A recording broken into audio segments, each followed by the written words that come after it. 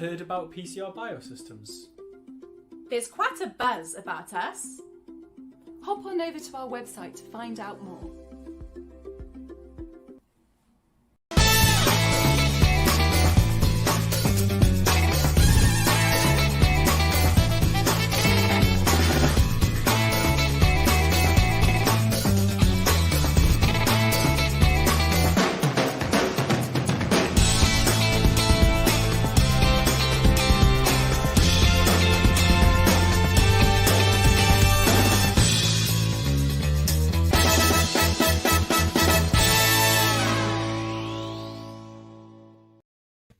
Good morning, afternoon, evening, wherever you're tuning in from. Welcome to Pint of Science 2021. Cheers to everybody watching at home or wherever you may be. And it is day 3, nearly at the end, which is absolutely incredible considering how many great talks we've had over the last 3 days. I just want to say that I'm your host, George Finney, and I'm presenting to you today from the slightly currently rainy city of Glasgow. And the University of Glasgow is hosting this Beautiful Minds Pint of Science session called What Plagues the Mind? Infections and Malfunctions. So a small rundown of the evening tonight for the session is you're going to have 2 fantastic talks by some very good friends of mine who are both doing their PhDs at the University of Glasgow. Firstly, we'll hear from Lorna Hayden, who's going to talk to you about her work in multiple sclerosis and how she came across some rather interesting and unexpected findings that you'll then hear from. And our second speaker, Miriam Scarpa, is going to show you her roadmap for better dementia research to look for how disease mechanisms can be found and how they can be treated. What I'd like to say to everyone watching at home is during both talks, please feel free to put any questions in the comment section down below. And then at the very end of the evening, what we'll do is we'll have a live Q&A session with both speakers to be able to answer any queries, questions, and interesting facts you may have. In the intermission between Lorna's talk first and Miriam's talk second, what I'd love to know is, 1, where are you tuning in from? Anywhere in the world. That could be here, that could be Zimbabwe, or anywhere in between. The second thing, I'd love to know what you think of, in terms of in a comment, of when you think what plagues the mind. What's the first thing that comes to yourself when that happens? And that is pretty much going to be our show for this evening, / wherever you're actually tuning in from. And with that, I'll hand you over to our first speaker, Lorna, for her to talk about her interesting findings in her NS research. Thanks very much, George, and thank you all for tuning in to this year's Pint of Science Beautiful Minds session. So again, my name is Lorna, and just want to talk to you about my research today. So as George mentioned, one of the great things about being a scientist is finding something totally unexpected and then being able to use that discovery to help people. So today I will talk to you about how my research on multiple sclerosis uncovered a new way to protect the brain against viruses. So first of all, this is the Beautiful Mind session. So why do I think my research is beautiful? Well, our brain cells are pretty beautiful. So this is a typical image that I see down the microscope every day at work. And I think brain cells are just stunning. Neurons, oligodendrocytes, all of them. And, I think this is an awesome job. And it really is beautiful to see this every single day. But what we do with our brains is also pretty beautiful. So we teach, we create, we build, we learn. So our brain is a pretty beautiful organ. And then, of course, what we learn from studying the brain is pretty beautiful. And again, that brings me back to my job and how much I honestly love being a scientist. So the story I'm going to tell you today is how studying multiple sclerosis led to discovering a new way of protecting the brain against viruses. So first, I'll just introduce you to multiple sclerosis. It's a lifelong condition or a chronic condition that affects the brain. So the brain's made up of lots of different cell types. The ones that are affected in multiple sclerosis are your neurons and your oligodendrocytes. So the neuron's job is to send electrical signals all throughout the body, and these electrical signals tell us to move our arms, tell us to talk, think, breathe. Very important cells in the body. And then the oligodendrocyte, if you almost visualize the neuron as an electrical wire, the oligodendrocyte wraps around that wire like an insulator and helps that signal go really fast so that you can do things without even thinking about it. All your movements are just instantaneous. And this like covering across this neuronal wire is called myelin. And what happens in multiple sclerosis is that this myelin, it starts to break down. And myelin breaking down means that our neuronal signals are going a bit slower than usual. They're not as quick. So one of the first symptoms of multiple sclerosis is actually difficulty opening and closing your eyelids as quickly as you used to be able to.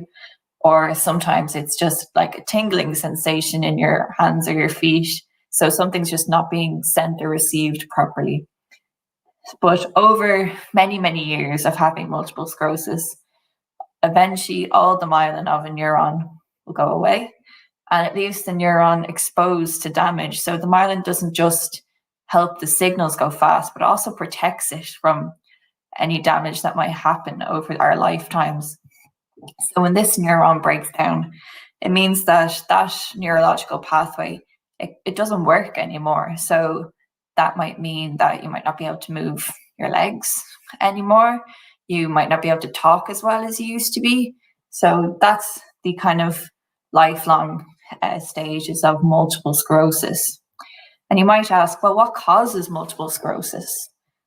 Well, it's actually in most cases our immune cells.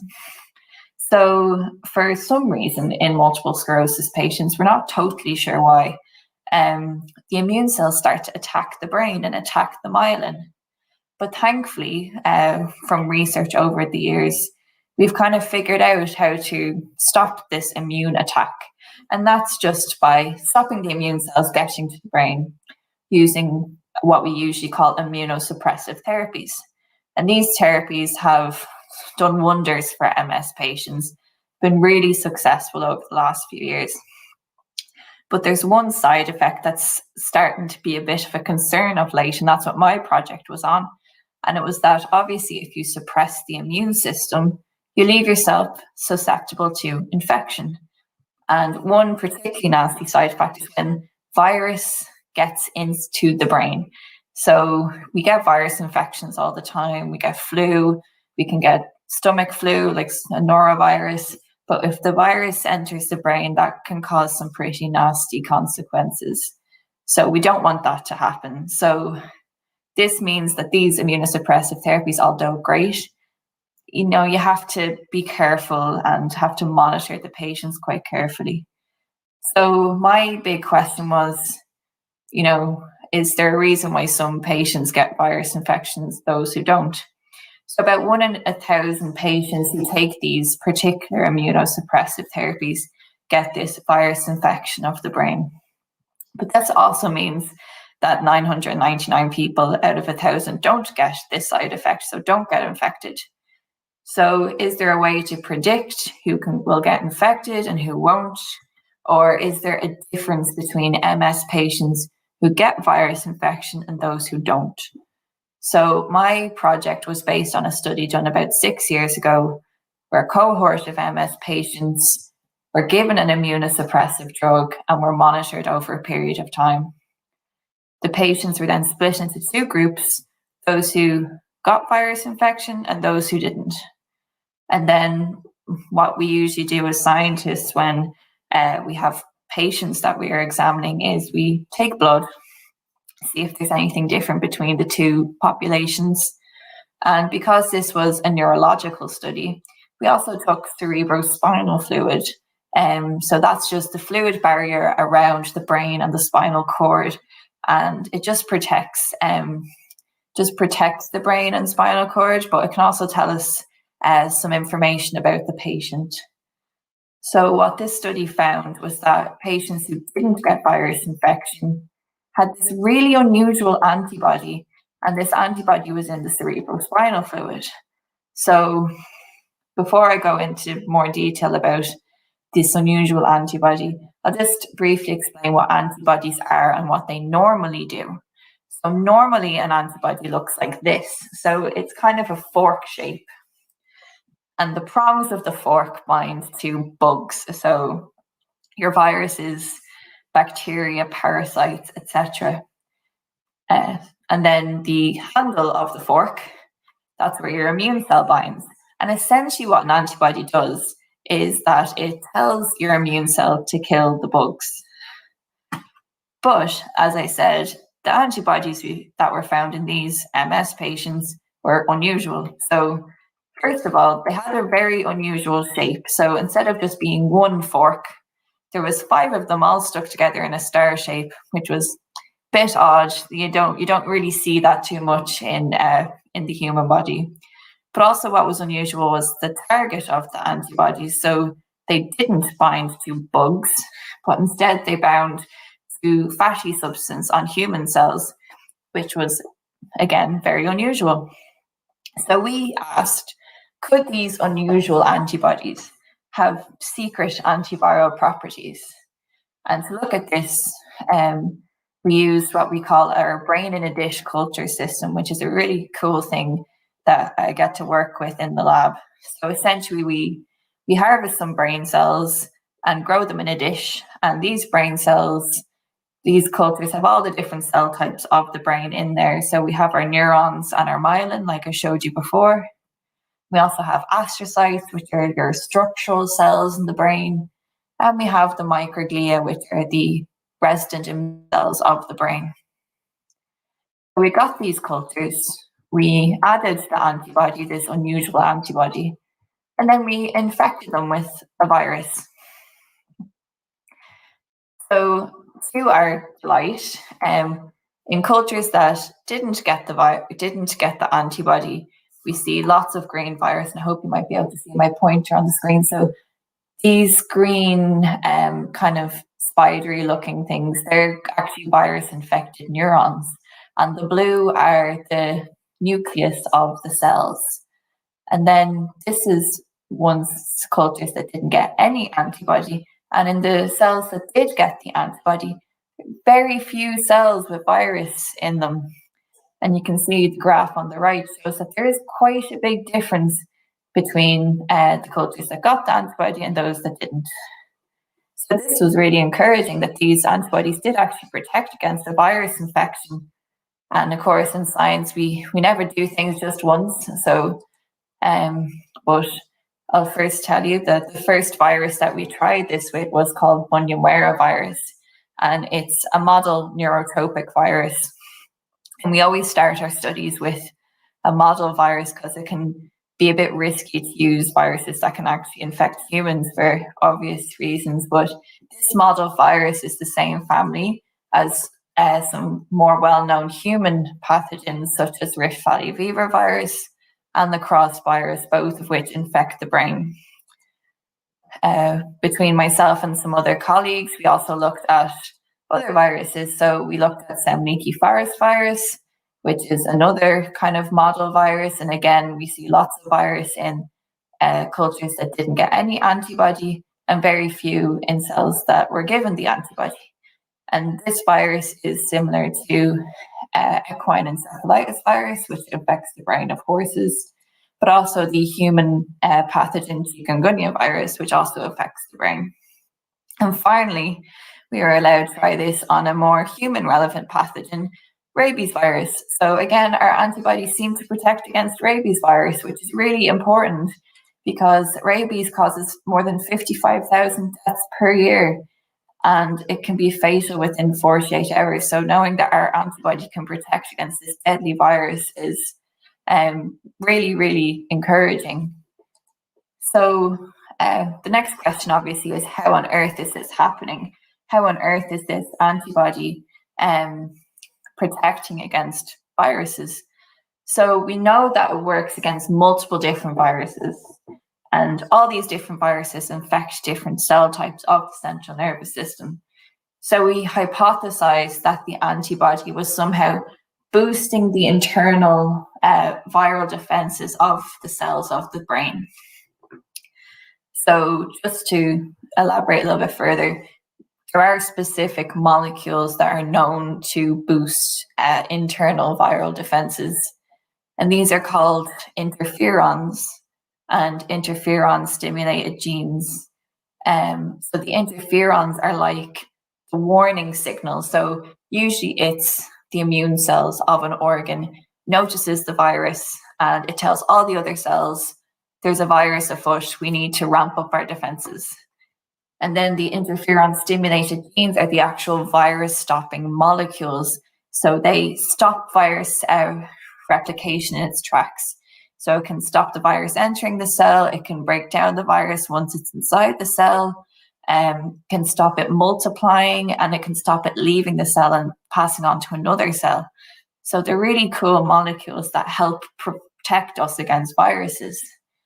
So we figured out that, of course, the immune cells of the brain, the microglia, were the ones producing the warning signal, so the interferon.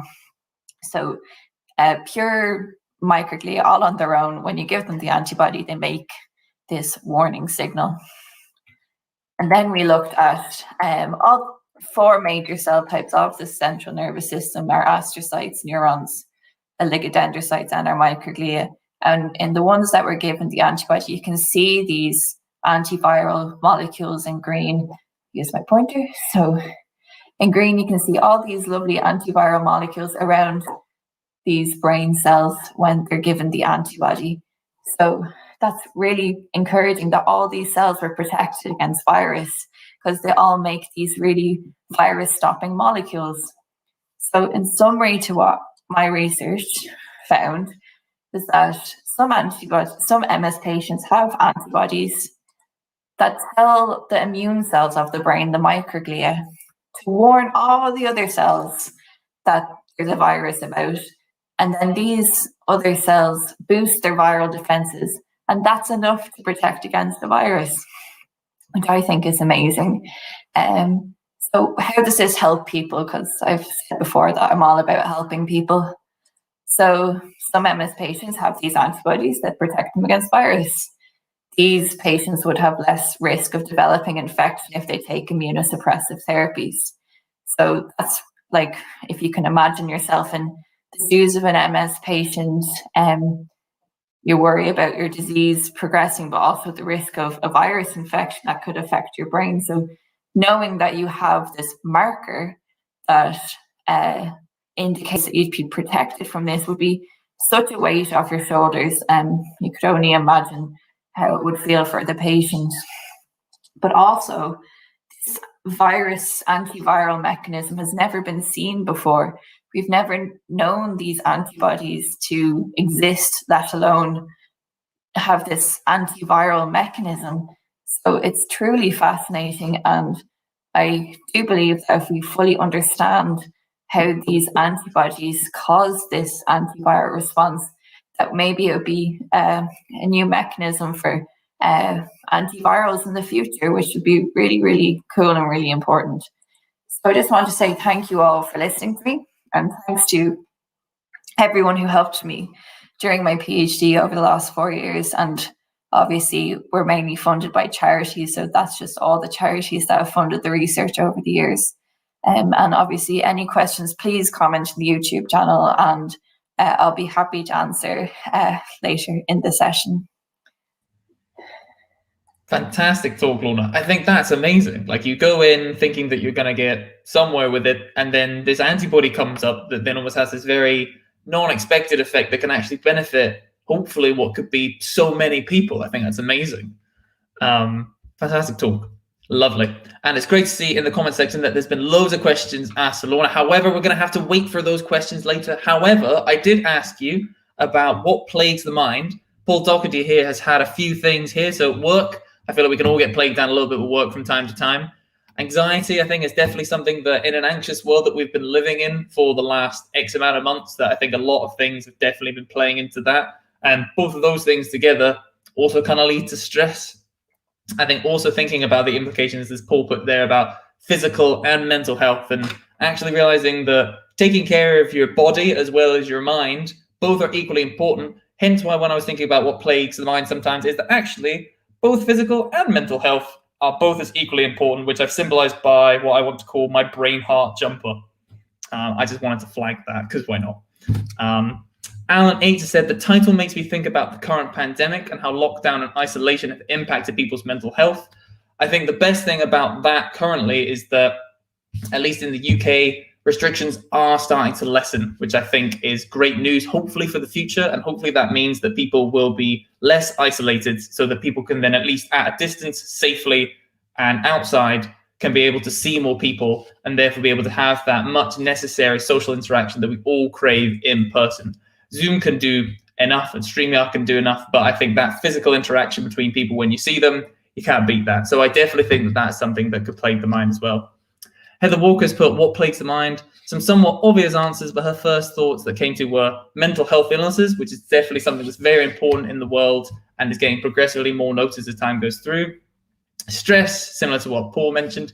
Dementia, which is a very good segue to what Miriam's going to talk to about later. Aging as well, because obviously you think about how your brain may or may not deteriorate over time and how that then impacts you as well.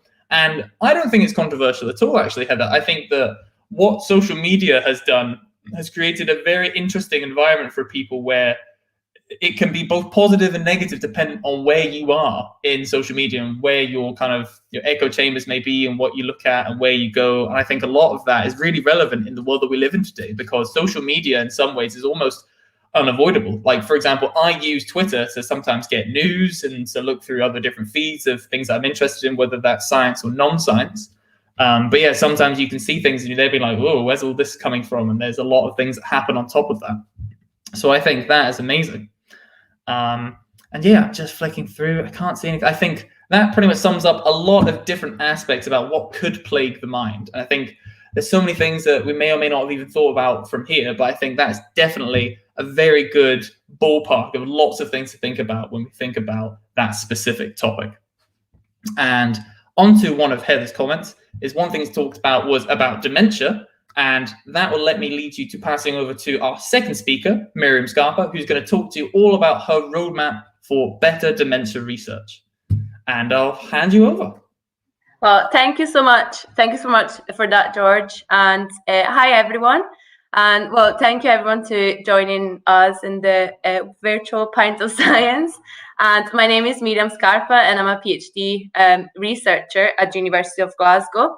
And my subject area is called translational pharmacology, which means that the main focus of my research involves the study of medicines at a molecular level with the aim of move that or use those results and translate them into clinical settings.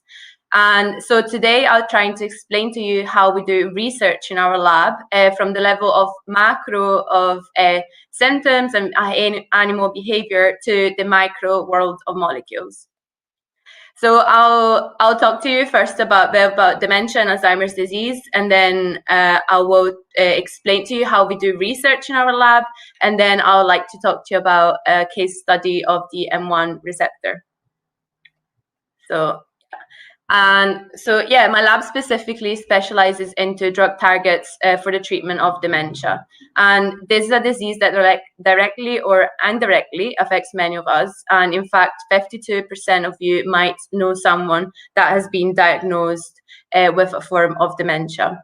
And currently in the UK, there are over 1 million people that have been they're estimated to be living with dementia. And this number is predicted to double by 2050.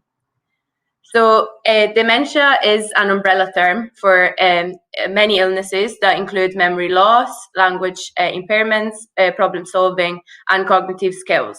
And Alzheimer's disease is the most common cause, or most common form of dementia. And Alzheimer's disease primarily manifests itself as with forgetfulness and difficulties at consolidating memory, and also has other behavioral symptoms. And all these symptoms are caused by the progressive loss of neurons, which are the building blocks of the brain, and in a process which is called neurodegeneration. So I'll just explain briefly what neurodegeneration is in Alzheimer's disease. So neurons are the building blocks or the cells of the brain, and when they're damaged, they are not able to reproduce themselves. So the loss of neurons mean that those neurons are lost, and in this process called neurodegeneration. So in Alzheimer's disease, in particular, there are many factors that contribute to the death of neurons, and this includes the presence of toxic misfolded proteins, but also inflammation of the brain, which is characterized by the presence of these star-shaped cells, which we call glia, and these are the immune cells of the brain. And when the brain cells in a particular brain region die, this can lead to the disruption of the brain activity in that particular regions where neurodegeneration happen. And in Alzheimer's disease, this occurs in key brain regions for memory processes. So I'll show, okay, let me turn the light off. And okay, so you can see here some brain sections viewed from the front of an healthy brain on the left-hand side and Alzheimer's disease patient. So the loss of neurons, and you can see that the brain of the Alzheimer's disease patient is particularly shrinking. And the loss of neurons and neurodegeneration in Alzheimer's disease is particularly found in brain regions, as I said, that play key roles in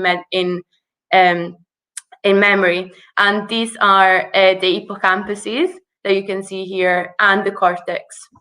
And importantly, in Alzheimer's disease, another fact is that there is no cure for this condition, and the treatments available are just genetic medicine for memory symptoms, and they cannot stop nor slow down the progression of this disease. So we need to find some treatments. And so today I'd like to give you an idea of how we do research in our lab. And well, that's me in the lab, and that is the Centre for Translational Pharmacology of the University of Glasgow. And actually, we do look more like this now.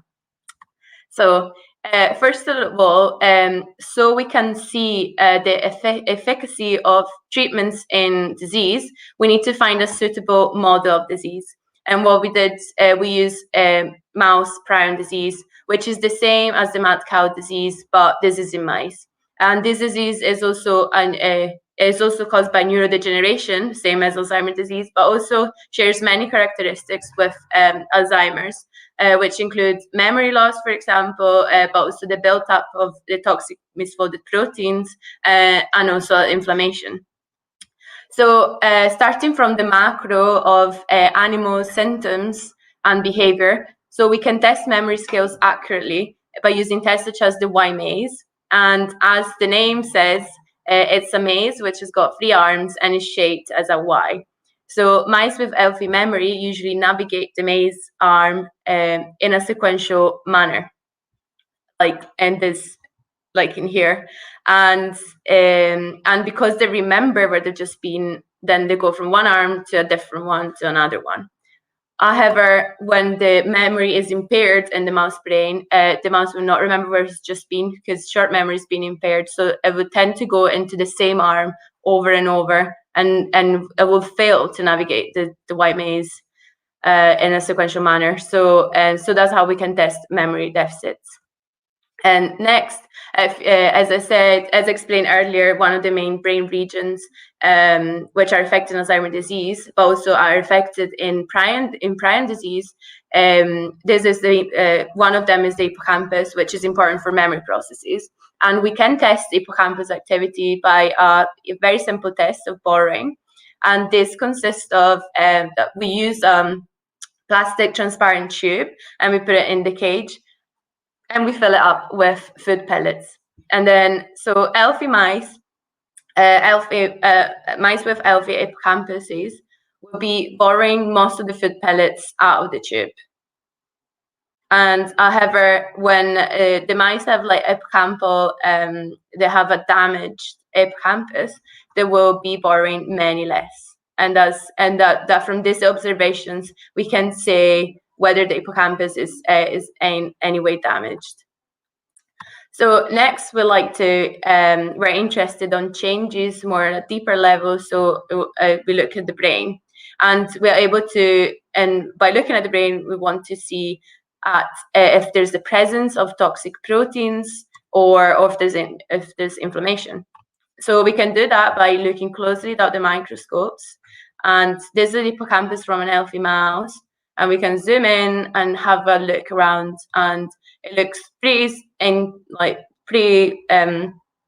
intact and looks smooth and looks kind of plump as well. So this one looks like an healthy hippocampus. And then I'll show you the hippocampus from a diseased mouse. And if you zoom in on the microscope, then you can see on the left-hand side, you can see some sort of, let me see if I can point here. You can see some sort of holes. And also this section here, you can see is like a bit thinner than it was in the healthy brain, the healthy hippocampus. But also you probably notice these brown stained cells, and these are the glia cells that I talked about earlier, which are these star-shaped cells, which are the immune cells of the brain, and they indicate that there is some inflammation in that hippocampus. So that is a disease. And that is an indication of disease progression. And yeah, so next we want to explore even a bit deeper in the level of more micro, and we want to look at the cells in the brain. So we want to kind of get some clues from the cells of what's happening. So what we can do is that we can get the brains and we can get the cells and grow them on dishes. And we can look at different types of cells. So we can look at the neurons, but also we can look at those brain immune cells, the glia, which I talked to you about earlier, and see their different responses.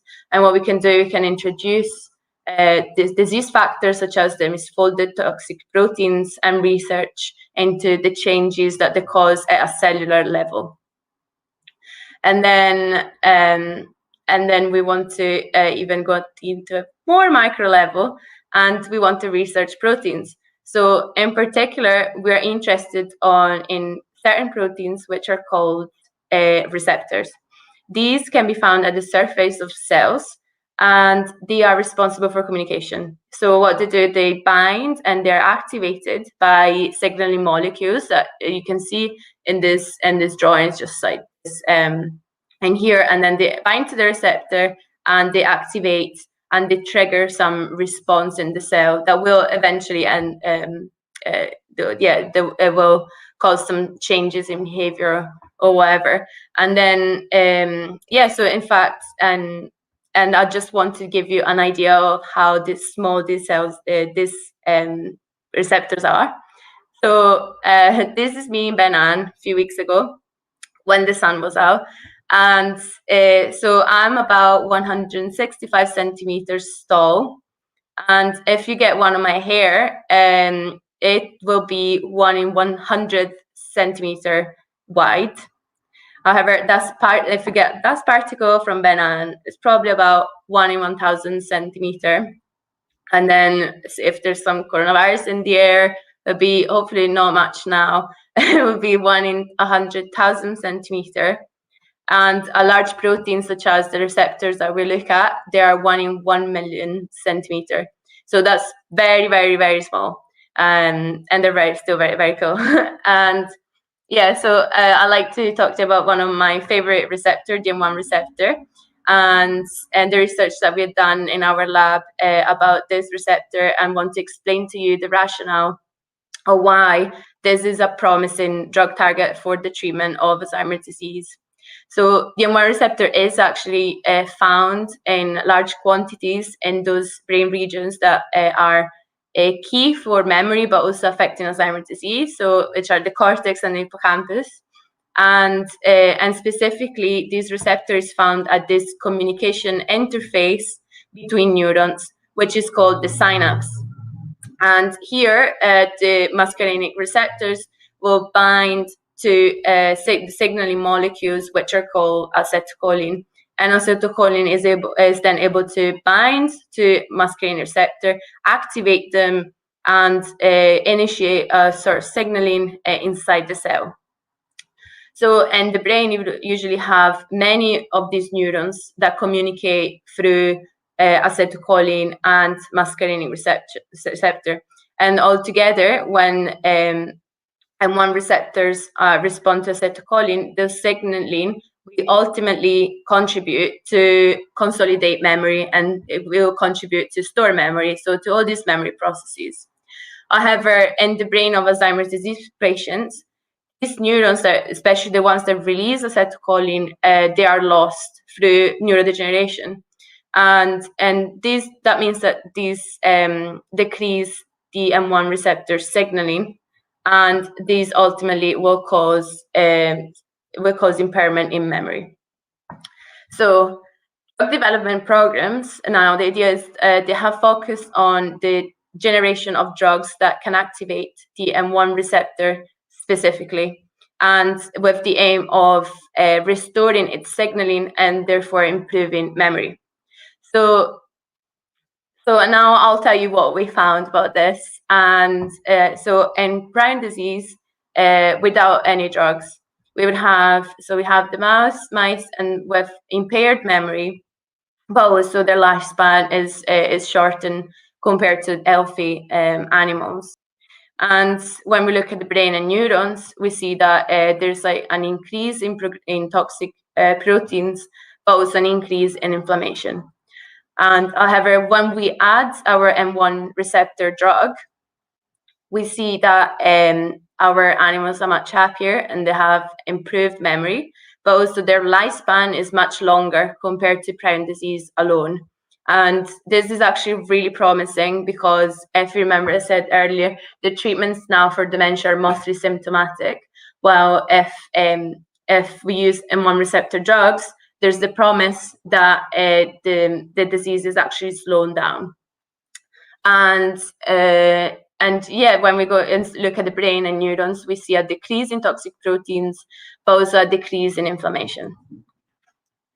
And so what's happening at the receptor level, so at the micro level that I talked about, so what we know is that signaling molecule or a drug, when activate our receptor, will be activating a mechanisms inside the cell, which will end up in some process like memory.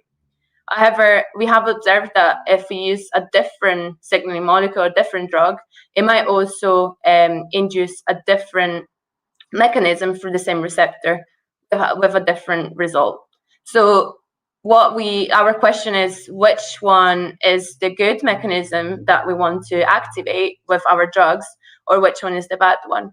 So in order to do that, we removed one of the mechanisms from our M1 receptor, and we observed what happens in the animals.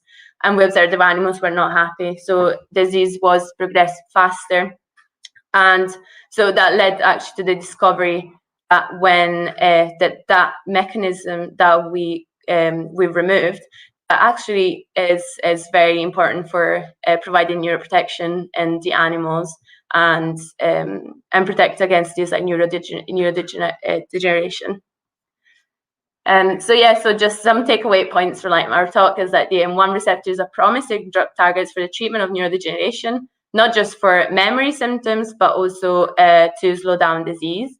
And research into the molecular mechanisms of, for example, of receptors such as the M1 receptor can actually provide some insights into disease and protective mechanisms and inform the design of effective medicine.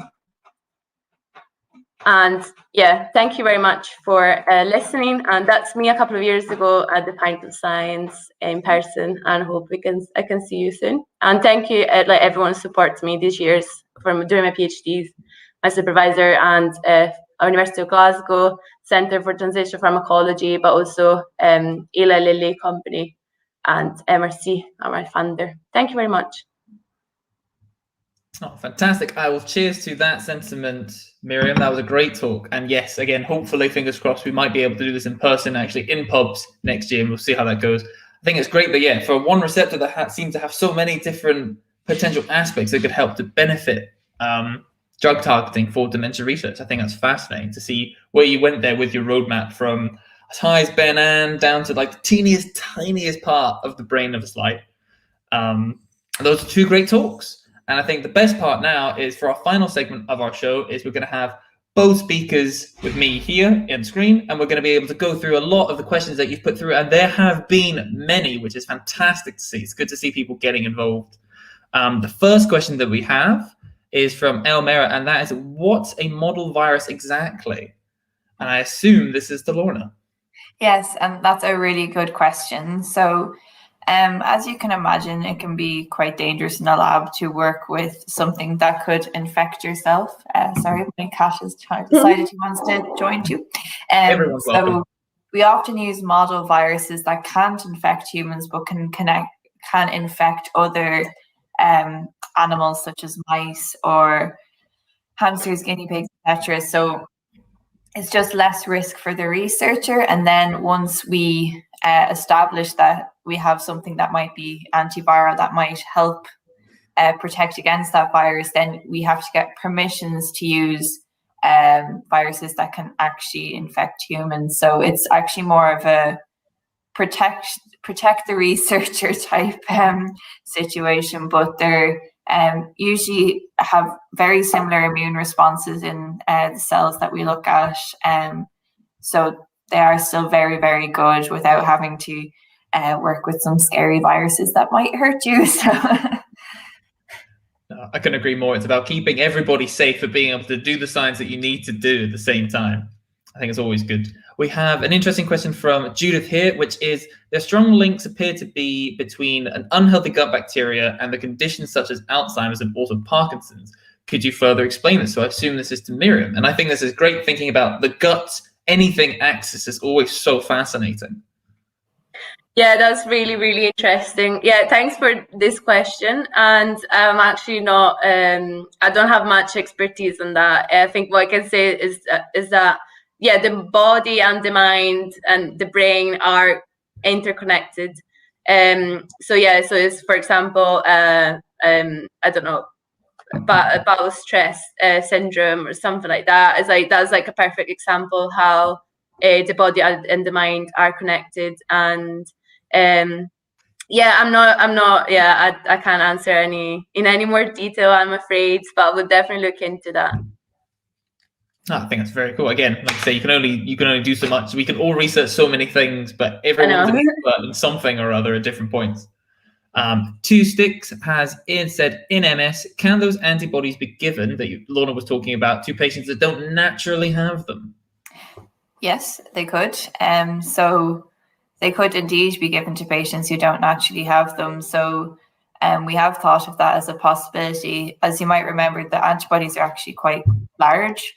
So antibodies in their normal little fork shape are already quite big. So when there's 5 of them stuck together, they're quite large. So we actually want to really figure out what the mechanism of this and see if we can figure out some sort of more smaller molecule stimulator of this response, rather than trying to get that big antibody to go exactly where we want it to go in humans. So it's definitely something that could happen, but we want to optimize it a bit better to make it more readily useful in patients.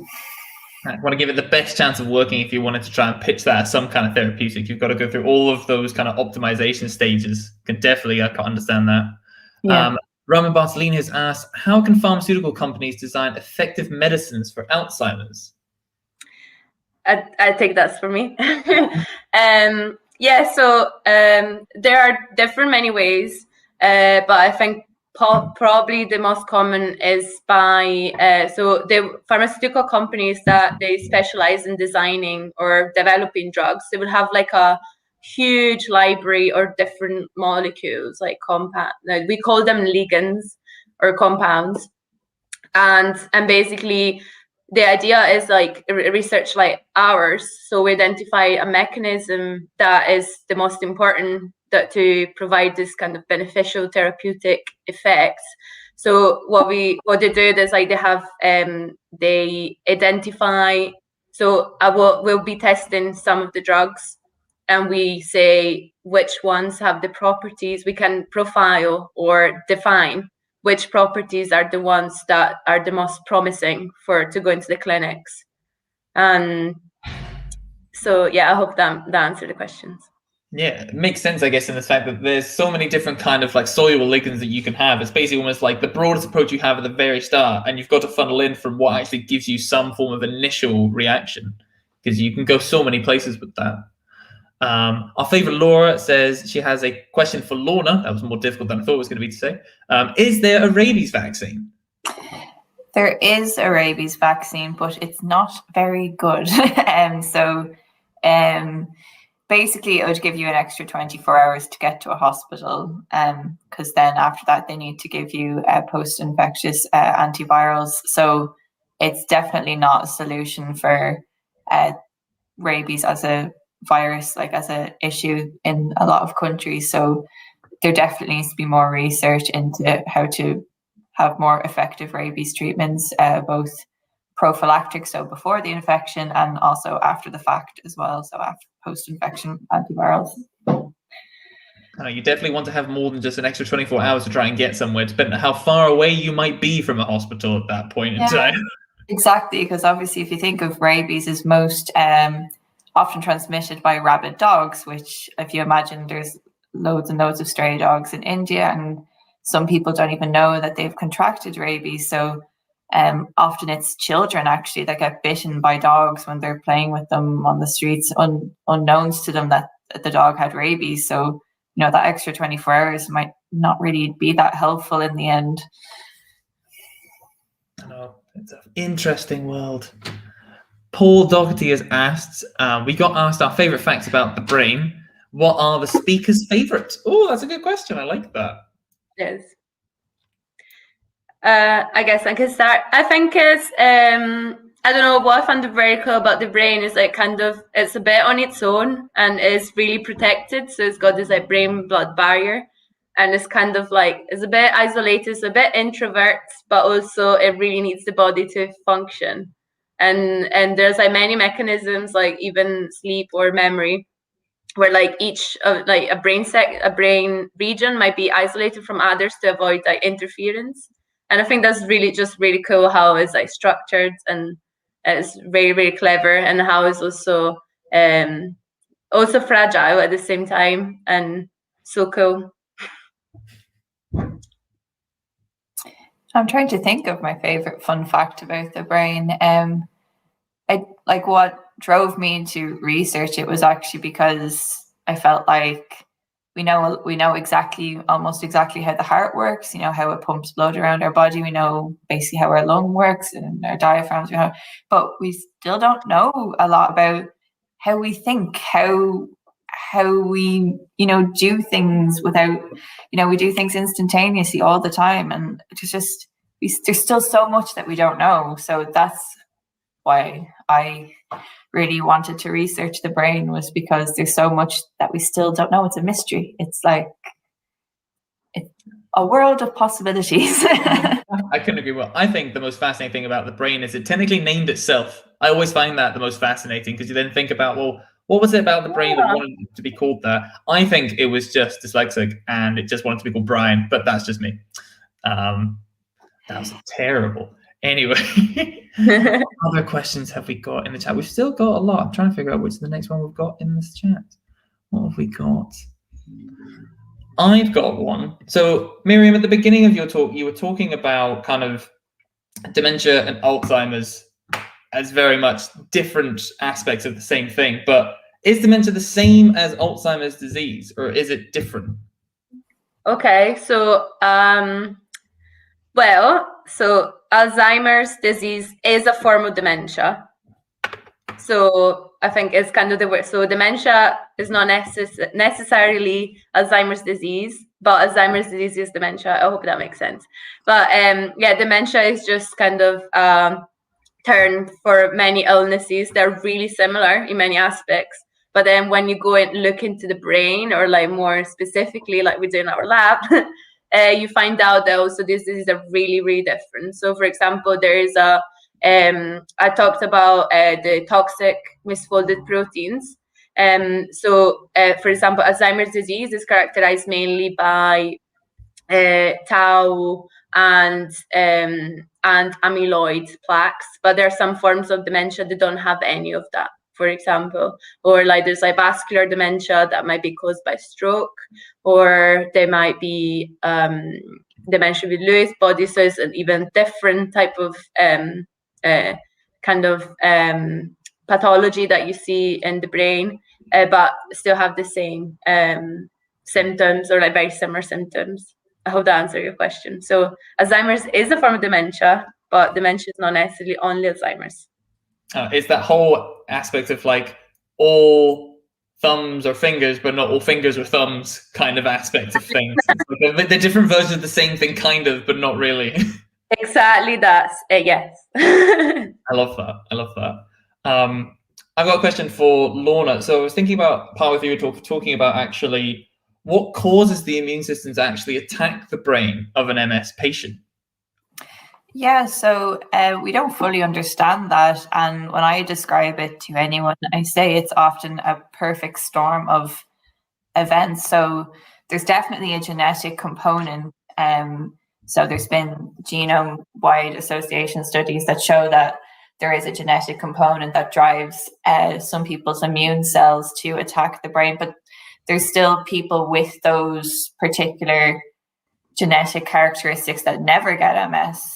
So there's also vitamin D is a big factor. So most people in Scotland, I know from me chatting to people when I moved here, nearly everyone I know knows someone with MS. And honestly, it's probably the lack of sunlight we have. So vitamin D is a huge factor. Smoking is a big risk factor as well. There's ones that, women are more likely to get MS than men, and might have actually something to do with like estrogen, which women produce but men don't. There's a lot of factors, and sometimes you wonder, is it just a bit of chance in there as well? Like, we haven't fully figured it out yet. So I guess take your vitamin D and don't smoke. That's all you can say. Get outside as much as possible. Ironically, today, very much in a standard Scottish fashion, it has gone between torrential raining to glorious sunshine at least 3 different times today. And I think as well there was hail at one point, and I was like, it's May. That's mental. But I think, yeah, it definitely makes a lot of sense. I have one from Paul Doherty. What is my top Brian fact? Oh, that's a good. See, I had a really another interesting brain fact I found about the other day. Random plug was I was on a boat tour and we saw a gannet, which is a long kind of sea bird that goes into the water to fish. But what it will do is it will fly up very high and then it'll almost tuck in its wings and just dive bomb into the water to go down underneath to get the fish. What I didn't realize is that gannets have, to protect the brain, like what Miriam was talking about, that they're very fragile, to protect the brain, when gannets actually hit the water, they actually have airbags, or what are essentially like small airbags actually at the front of their cranium to actually protect their brain from the impact of diving in the water. And I thought that was pretty cool. That literally blew my mind. I was like, that's mental. In terms of Brian's, my top Brian fact is I think Brian from Family Guy is probably the best Brian that I know. Not personally, but that's probably where I'm at with that. I don't actually know a person in my friend group called Brian. I don't know if you guys have any Brian pals, but I don't. I don't have any Brian pals. I don't. Need to find more Brian pals. Love that. We have another question from Heather Walker that's just come in, and it is, does HRT have a role to play in MS? And that is to Lorna. Yeah, I would highly doubt it. So usually if you were to develop MS, the symptoms occur in your 20s when you already are producing estrogen quite readily. So I'd say if you'd gone your whole life and then started taking hormone replacement therapy, that wouldn't probably cause MS, because you've already had a lifetime of estrogen and you were fine. So I hope that answers that question. I would say to some degree, for sure, for absolute sure. I've seen a comment slightly further up question-wise, which is from Samantha Breckwell, and it's asking does the receptor signaling part show that this can't be used for people who have memory issues that don't have dementia, for example, scarring in epilepsy? Oh, that's really interesting. I guess, there's not, I don't think it's to exclude, but it would definitely have to be tested in epilepsy. But also what I need to say, yeah, it's difficult because the M1 receptor, for example, can also cause epilepsy when it's over activated. So, and obviously in the dementia brain, the M1 receptor is under activated. So that's why we want to activate it to a normal level. And while in a brain, maybe with scarring in epilepsy, there might probably be too much M1 receptor. So like it would be like an overstimuli. It would be like overstimulated, like too much. So it might actually compromise, have the opposite effect. There are many, but if it's not, I think actually for epilepsy, like one of the things they're important is actually inflammation that we all been talking about a lot. But yeah, I think probably activating the M1 receptor like we would do for Alzheimer's disease, I don't think it would be that like we propose for Alzheimer's disease, it would not be a good option, I don't think, for epilepsy. I think it always comes down to, in different areas of science or loads of things, it's always in my eyes a seesaw. When you look at one thing, it's always, is it something slightly up? Is it something slightly down? Does it need to be balanced from being too much to suppress it, or do you actually need to turn it on more? I think that's always something that's very fascinating. It's exactly that, yeah, because the M1 receptor is like, so here's Alzheimer, and then here's healthy, so the M1 receptor is really down, so that's why I want to activate it and put it normal. But like I'm not an expert in epilepsy or epilepsy scarring, but I would think that's probably really localized. I would think the scarring. So like if you have like the M1 receptor signal is like the same, similar to healthy, and then you skew it up, then it might actually like cause more seizures because you overstimulate it. Yeah. So you have the opposite effect.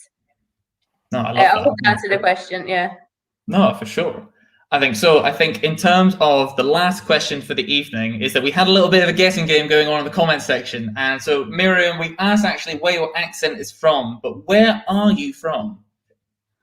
I'm from Venice, Venezia in Italia. I think Heather guessed that in her answers. I think she put a mixture of Greek, Italy, and Spanish. So it's in there. Yeah, I just been, yeah. Oh, it has it. Oh, great. Yeah, I just lived in Glasgow for quite a long time, so you've definitely got that twang, 100%. A bit of the accent, yeah. That makes the thing. That's amazing. And I think with that, that almost pretty much wraps up our show. First of all, I'd like to thank both to Lorna and for Miriam for both of your wonderful talks. They were so great. I think it was so easy to see where you were going with both of your sides of research, from treating MS with these antiviral properties that you've now found, Lorna, which hopefully can go on to help so many people. And also, Miriam, to see where your M1 receptor therapeutics could hopefully go with dementia therapy. I think that's amazing. I think for the end of our show, I just want to thank everyone at home who has listened to this night's broadcast. I think it's also on YouTube, so obviously you can watch this whenever you want to after this is aired. I'd also like to thank our entire Pint of Science team, for our Master of Comments, Laura, to some of our producers, Paul and Robin, and to Alan, who is the head of our team, who has made all of this happen, as well as all of our speakers that we've had over the University of Glasgow nights. I've been George Finney. I've been so happy to host these nights that we've had from the University of Glasgow, and we hope to see you all again real soon for the next ones that University of Glasgow hold in 2022. And with that, I bid you farewell. I will drink the last of my pint and enjoy the rest of the festival, guys.